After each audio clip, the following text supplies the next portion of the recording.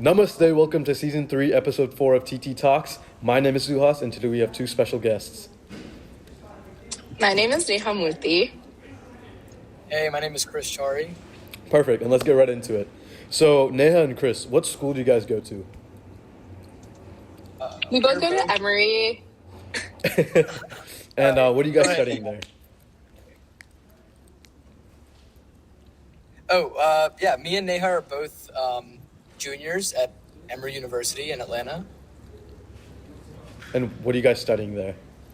Okay, I'm doing human health on the pre-med track. And I'm studying data science on the pre-health track. Gotcha. And what organization are you a part of at Emory? Yeah, we're a part of Emory Swara, which is a new founded organization for South Asian classical music.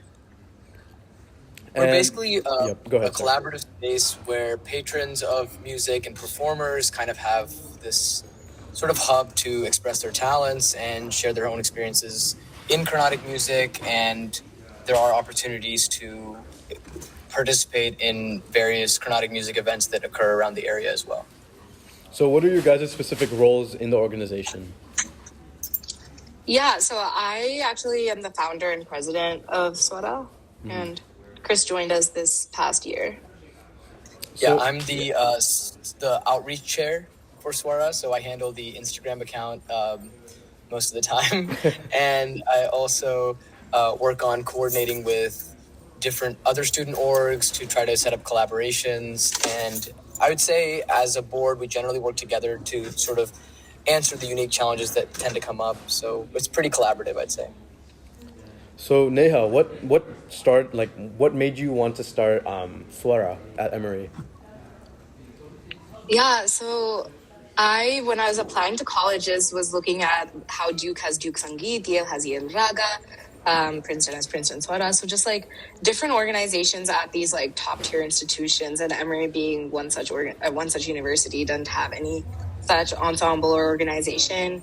So I started out like that, and I found 4 other mutual friends, one who I already knew from like living in Philly beforehand, and then 3 others that I knew, and the 5 of us just started Swara and like had to build it up from scratch last year, and a lot of it was paperwork, writing a constitution, going through the university chartering process. So when we first started, we started fall semester of 2021.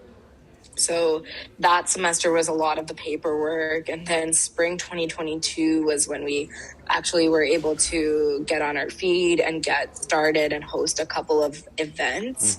But again, there were lots of challenges being a new founded organization in terms of outreach, getting the audience, getting publicity out there.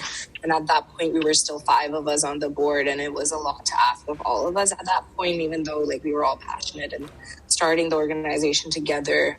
But when we had like opening apps up last semester, we were able to expand our board to now 9 people, and we have 30 members, about 30 general body members. So we have a good amount of people who now know about our presence, and just growing from like in the past 3 semesters to even where we are now, it's been a journey. So I'm happy to see where we're at and see where we'll head soon.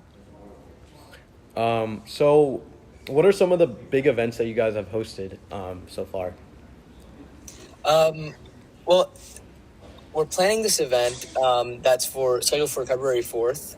It's entitled Women in Carnatic Music.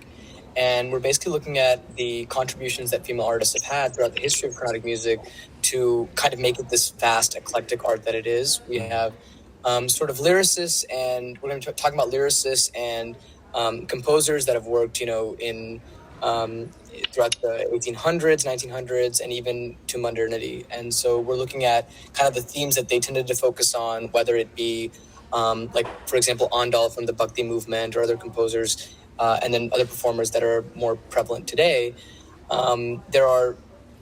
There's a unique sort of voice and theme that comes with the female-oriented compositions and contributions in Carnatic music that I don't think there's an adequate light that's shed upon that in this space. And so we feel like this this event will be a catalyst for those kinds of conversations. So we're inviting several professors. Some are in the South Asian Studies department, some are in the music department, to come in and sort of host a panel discussion.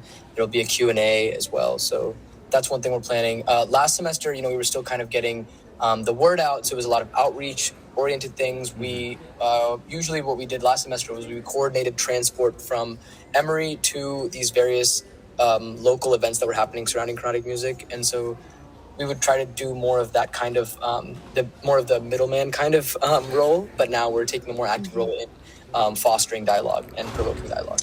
Gotcha. Yeah, and just to add, our first year before Kris joined, our biggest event was a collaboration with Georgia Tech's organization called Arohi.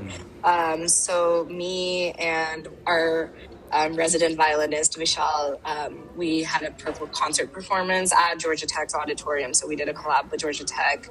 And from last semester, so as Kris already mentioned, us as an organization, we're not just performance-based, since a lot of our members come from different levels of background. So we have some people who are classically trained, have done their engagements, perform professionally. Some people who have had a history of learning, maybe they were forced when they were younger, but then eventually stopped, but now want to reconnect and find that way to connect to their roots. So we have some members as such, or some members like Kris who have no background in being traditionally trained, but is extremely passionate about learning about Carnatic music. So we come from a spectrum of how knowledgeable or trained we are. And so that's why our part of our mission is not just performance based, or even us performing or even attending performances. It's also conversation based or educational elements. So that's why we have last semester we hosted an intro to Carnatic music to get some of the word out there, and for beginners or music enthusiasts in general to come in and learn about Carnatic music. And then we also had a trip to Kamaga or other organizations in the Atlanta area which hosts concerts. So we attended Sanjay Subramanian's concert in the fall, and then last weekend we went to Marietta, Cumming area, and we performed for the Tyagaraja Aradhana. So and just we've been doing Neha, what she was talking about with the intro to Carnatic music, I thought that it would be nice to just spend a second to talk about what was really exciting about that event for me personally, which was it wasn't just an intro into sort of the themes of Carnatic music. It wasn't just an intro into sort of the mechanistic understanding of how this art form works. There was also a conversation and a dialogue about the social determinants and the social impact that Carnatic music has had throughout the centuries in India, and sort of how it's been used as a medium to challenge caste hierarchies or traditional roles, how it's been used to revolutionize the way people look at bhakti or faith in the religious tradition of Hinduism. So, I think I would just want to reiterate Neha's point that this club and Carnatic music at large, but also specifically this club, goes beyond just the art form of music, and it actually has a lot of various implications for people's lives. Just like anything from India, it is sort of a way of life, if nothing else. So is Swara associated with Hinduism, or can you be of other religions to participate? No, not at all associated with any religion. And also, when we say South Asian classical music, we're trying to expand to not just, at the moment, we're Carnatic musicians, but we're trying to expand to Hindustani music, Qawwali, anything associated with South Asian music, because it is such a rich and diverse tradition. And Carnatic music is just one aspect. We have so many folk traditions as well, and that's part of our discussion on Saturday, where our panel discussion, it's about race, gender, a lot of it coming together, especially given the Devdasi heritage. My Bani of learning, my Bani as in family lineage of music, my guru, if we were to bring this up, my guru's an Iyengar, I'm an Iyengar, but I come from the Devdasi. So before her, it was Devdasis who were passing this on. So from the Tanjavur tradition. So there's T. Brinda, T. Mukta, who are huge names.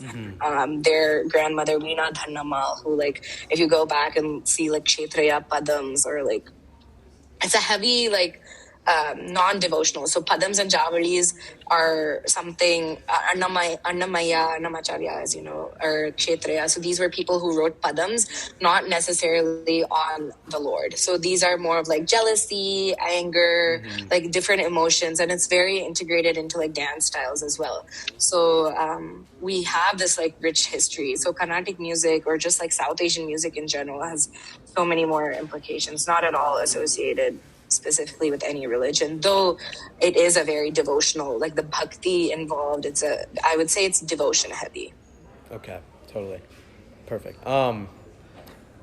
So regarding outreach that you guys mentioned, have you guys reached out to any other South Asian or South Indian clubs on Emory's campus?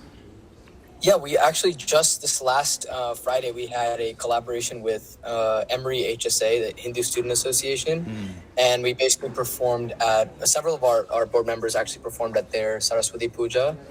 And so that was actually really insightful. To share a personal anecdote, it was my first time attending one of those, and it's a testament to how people that maybe not from this sphere of the campus life can kind of find an entrance to these things through Swara, which I feel like is very potent reason for joining the club. And also, not just HSA, but I feel like even with sort of like the conversations that we've been having on social media and stuff, a lot of people in these other South Asian associations, they have sort of started hearing about us, and they follow us, and they'll leave little like really nice comments, and they slide up on our stories. A big part of our social media outreach is actually it's not to be completely honest, we do a lot of like team bonding things. So we'll meet, we'll hang out, we'll like play music. I don't have Carnatic training, I play guitar, so like we'll do like collabs and stuff, and we'll post those things on our social media, and we'll actually get a pretty positive feedback from a lot of our friends. And they'll, swipe up and say, wow, this sounds really great. So, I just felt like sharing that anecdote as well. But yes, we have collaborated with a few, and we have like, oh, sorry to cut you off, but we have like even done external, not just Emory, like I mentioned with Georgia Takaro, and then within Emory, like, Kris mentioned, for this past Friday, we collaborated with HSA, and this Saturday we're collaborating with SOC, which is the South Asian Women's Collective. So that's again like how we came on to like the idea of the women in Carnatic music. So that's a collab with them. We're hoping to have a collaboration for an Antakshari night with the acapella team, but that's still to be determined. So we have like a lot of connections on campus with different like South Asian or Indian or music related organizations. Since we are like a music org, we're able to form this like connection either with like ethnicity or like cultural orgs or music related organizations. So we're able to form that network and also perform at various like campus wide events that we put on, like spring showcases that the student government puts on, etc. Gotcha. And Kris, so you mentioned that you played guitar before joining Swara. So what? I still play guitar after joining Swara. Yeah, I mean like you still. I'm messing around with you. I mean, so do you incorporate guitar into like your music and showcases, or what made you, or have you started playing or starting to learn Carnatic instruments? Sure, awesome. So I guess a good answer to this question would probably warrant a discussion about why I joined the club in the first place, which was, to be completely honest, Carnatic music is the most foreign thing to me. I never had any classical training. I've always been interested in music, and I picked up the guitar as a way to write songs. So I write songs in Tamil, Hindi, all these different languages that I speak. And I love that sort of expressive sort of art, and it has been a catalyst for me to grow out of things that I've gone through, in college and high school. But I started recognizing pretty quickly once I got into that writing sphere that writing is one thing, but actually forming chord progressions and forming music that sounds Indian in a way, like has that soul, it really depends on like at least a rudimentary understanding of like Carnatic music and classical music. And what I've come to recognize is when I listen to all these my favorite artists and favorite musical directors like A.R. Rahman or Ilayaraja or Pritam even, and like all these different people that are prevalent throughout India, the thing that I noticed, the common trend is they all have some sort of Carnatic or Hindustani or classical sort of influence in their music, and I just love that. So That was partially why the reason why this club interested me is because I wanted to see what that influence is like, what that atmosphere is like, but also I felt like it was a way for me to get closer to my roots. And so, I went in kind of like with a wing and a prayer kind of thing, but it's been amazing, and I've met amazing people, and I've made really cherished friendships. But to answer your question specifically about the guitar and the music component, I want to give Carnatic music the respect that it's due, and not like, Westernize it. in the name of fusion, like do something that is sort of not reverent of what the art form is. At the same time, though, I think that it is valuable to sort of see where my skills can have confluence with some of these things that we look at, these musical traditions that we look at. So, at these bonding sessions that I mentioned to you, where we all hang out, there's obviously times when we try to incorporate sort of my skill set of writing and playing guitar into like the musical stuff that we practice. Obviously, though, there is an important distinction there that needs to be like kept intact, just because of the reverence we all have for this tradition. But yeah, I think that and to answer your other question, I have at least expressed interest in learning some Carnatic music, and so the other members, we're all very close. So they'll help me, they'll start me on some of the pads, and they'll give me a few tips on my voice and how to have better vocal control, things like that. So yeah, it's starting. So well, that's really nice. And just to add quickly, it's not like as though guitar is foreign to Carnatic music in that sense, because we do have like percussion and string instruments and like a woodwind, like flute is a big thing in Carnatic music. We have like guitar Prasanna, who like he plays the guitar. Mandolin U. Srinivas was a big name. Then of course like Kadri Gopalnath on the saxophone. So like Veena Balachandar, Veena Dhanamal, like all of these like instruments are incorporated in our music, and especially even in North Indian, there's the sitar, in Hindustani, of course, sitar, harmonium, like bhajans, like it's so like versatile, not just vocal. And even in percussion, we have like the mridangam, which is the two-headed drum. Then North Indian, there's the tabla. Then we have kanjira, morsing. There's so much involved in the tradition, not just vocal. So Neha, what is your experience with Carnatic music or just singing in general? Yeah, so I've been learning since I was 3, so about 17 years now. For the first about 5 years of my life, it was very on and off for about like once in 2 months. My teachers at that point, they're like they're the Karnataka brothers. So at that point, they were they were traveling and performing worldwide. They were very busy at that point, so it was quite difficult to get a lesson. And then when I moved to Philly, I was about 7 at that time, and I started learning from their sister, Srimati Kitnawali Vidyashankar, who I'm a disciple of right now. So I started from her, but I had to like restart from the basics. So if I would actually say, I've been learning for about 13 years from basics upward. And then I had about a 2-year break in between when I moved to India.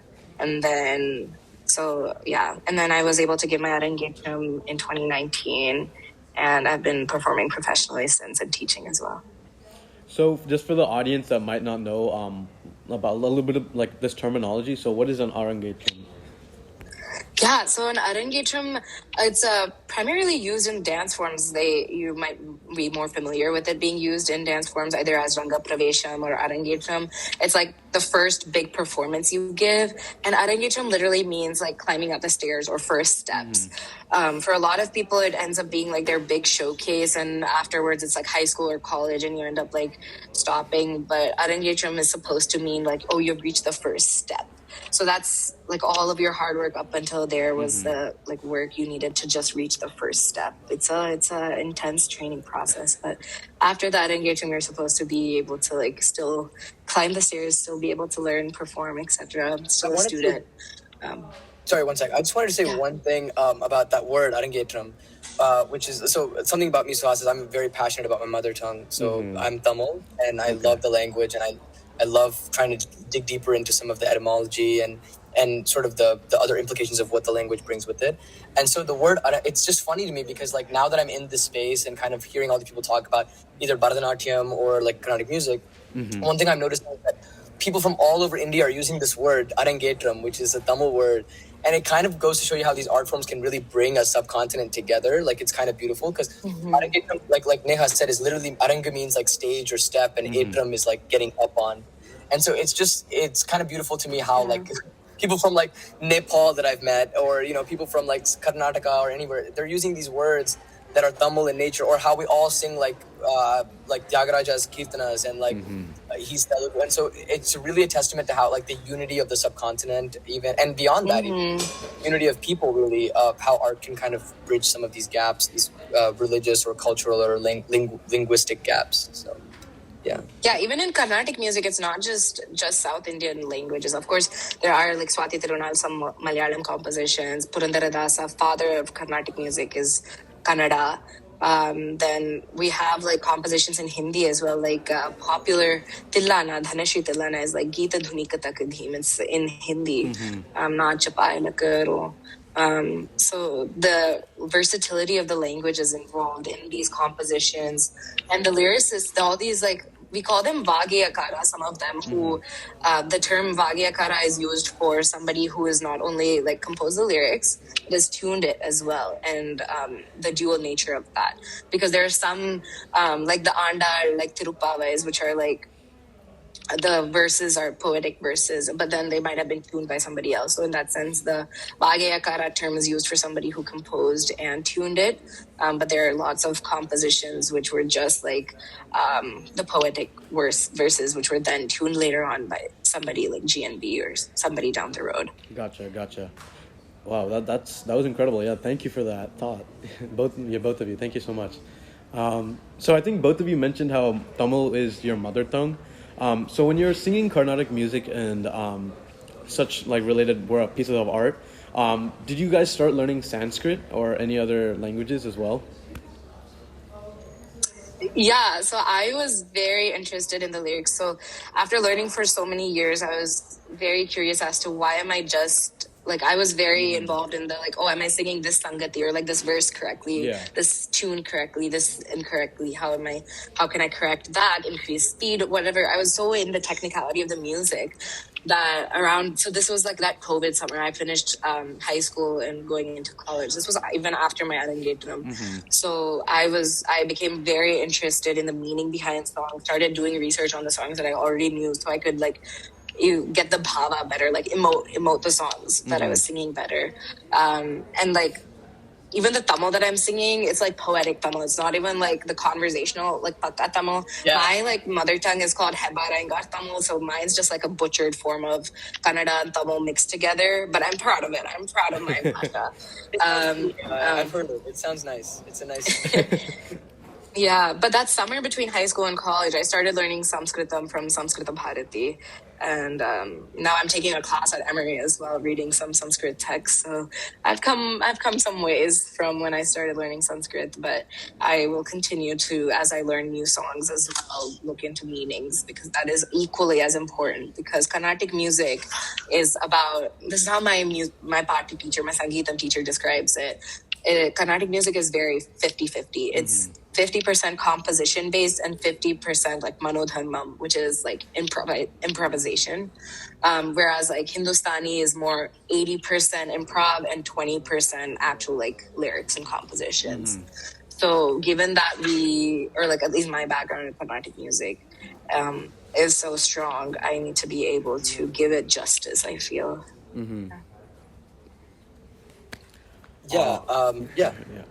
Wait, is that just for Neha? No, this is for both of you. Yeah. Oh, okay. Just a quick word on the language thing. Like I said, I'm very into languages, and I've tried to learn more languages than just my mother tongue. But one thing I really appreciate from Carnatic artists, like I said before, is their specific, their intentional sort of focus on getting the pronunciation right.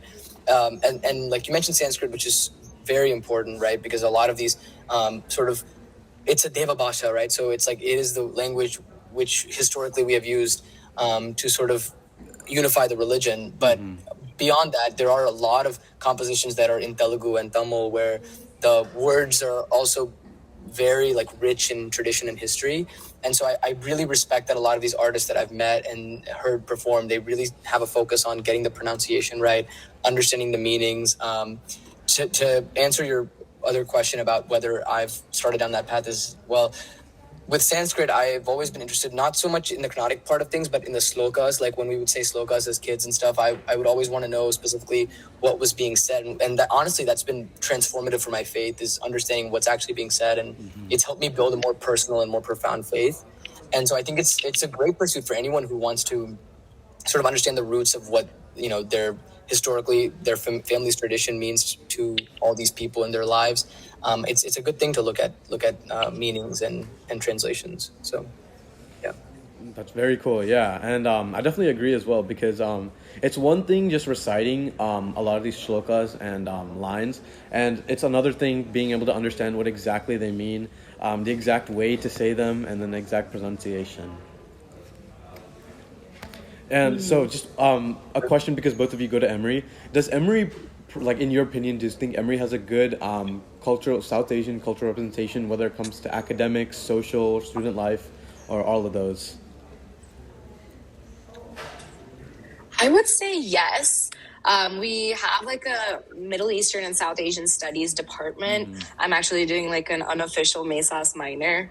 But I've taken Hindi classes at Emory, and they offer like you to be able to take other languages and get credit for it.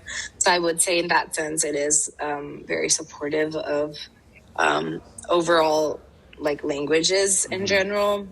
I'm also like a French double major, so I know a lot about the linguistics department as well as like the individual language departments that Emory has. It's quite robust. And then in terms of like South Asian like organizations, yes, we have like Pakistani Student Association, Muslim Student Association, Hindu Student Association, which I'm a part of, as well, Indian Cultural Association. It's so diverse. The Arab Cultural Association. So there's just a space for almost everybody to belong, and like identity-wise to feel a sense of belonging to. Yeah, I also think that pretty much everywhere in campus life, there is a lot of South Asian representation. I come from more of like the Greek life sort of side of things. And in that sphere as well, there's more than I've seen at other schools. There's a good bit of South Asian representation, which is always nice to see. And even in some of my research sort of spheres that I've been in, I see a lot of South Asian representation. So I think like Neha said, it is a pretty robust community at our campus. So. And how many members are in Swara, and like how big do you project Swara to become in the future? Yeah, right now, as I mentioned, we're 9 people on the board and about 30 board members. But I think we do have a good sized board now where we aren't like stepping over each other's toes in terms of the work we're doing, whether it be like media marketing chair handling Instagram, Kris like outreach handling emails. Then we have like a fundraising chair. We have our treasurer, like Nitya and me as like president VP. Then we have like so Emory is unique. We have like an Oxford campus for the first 2 years of like the experience, the 4-year undergrad, if you want to go there. So that's like a 1,500 person like campus. So it's like 40 minutes away from Atlanta. So we have like Oxford liaisons. So we're able to make an impact even on that campus of Emory's. Then we have like a graduate student liaison, so we are able to reach that community as well. So we do want to target all these other communities of like Emory University in general, not just Emory College of Arts and Sciences, which we're a part of. So our board is a good size, and we've been able to make that happen. And I think if anything, we have our freshman representatives who are helping out with everything, and they're amazing. So we have a good team, hoping to see it grow and like see more people passionate about getting involved on the board. But it is more difficult to get board members, I will say, because we are from such an academically focused environment where academic clubs are put on such priority. But it is so refreshing and encouraging to see our board collaborating with each other, spending time bonding, and seeing us all work together to create our events and make them a success. And do you guys expect to have any collaborations with more Atlanta-based organizations rather than just in Emory? Yeah, we like Neha was mentioning in a little bit ago, we did a collaboration with Kamaga, which is the Carnatic Music Association of Georgia. And right, I got that right now. Yep. Okay, good. So basically, they're focused on sort of hosting these events and hosting singers and performers in the Atlanta area and the Georgia area. And so what we've tried to do is sort of be a liaison with them on campus in a way of like talking about some of their events or their opportunities. There was also, and Neha might be able to shed some more light on this, but there was also an internship opportunity for this upcoming summer that is related to South Asian history or culture. And so, like I said, in terms of collaborating with outside of campus life organizations, we mostly try to provide that bridge for them to really get their word out on campus. So if Neha, you want to talk a little bit more about that opportunity as well. It's just an internship for this summer, which I heard through I'm taking some classes in the Mesas department. So one of my professors reached out to see if Swara would be interested in publicizing this for our members, etc., to see how we can get involved in the larger sphere of career-wise, or see that this is like a profession. Like in the arts, there are opportunities to get involved. So that's just something we are publicizing. And just to add on, we performed at Kamaga, we attended a Kamaga concert, and then we were performing at Kamaga's Tyagaraja Aradhana happening February 18, 19. Then last weekend we performed at another organization's Tyagaraja Aradhana here in Georgia. So we're quite active in the Atlanta community. There's a WhatsApp group also called the Atlanta Carnatic community and has about 300 people in the Atlanta area. So keeping them updated on how college students we are and hosting organizations to see that we as future organizers are able to do something on a microcosm, micro level from what our parents, or at least my parents, have organized a lot of concerts, especially from the past 20, 25 years, organized various artists. We host at our house from India and when they come. So just seeing that us making an effort to have organized performances on campus and see that the future generation is able to take on the mantle going forward. I think it's very energizing and refreshing to see that, encouraging as well. Yeah. Definitely, that's really cool. And just a broad question, what are your guys' favorite memories being in Swara so far? Ooh, I would have to say... It's a good question. I would have to say going to Georgia Tech and performing there. It was just that was our first thing last year. As soon as we finished all the paperwork and we were let's get on our feet. That was the first thing. So we went as a group, got to mingle with some other folks who we didn't know before in Georgia Tech or in the Atlanta area, other students, and just jam out and had our concert. But some of the best memories for me personally is being able to sing or perform with others. I think for me, my favorite memory would have to be, there was Neha was talking about that day when we had the intro to Carnatic music session. That whole day was fantastic. We started off, hosting that panel sort of PowerPoint presentation type thing where we kind of talked to some of the general body members about what the club's about and some of the social impacts of Carnatic music.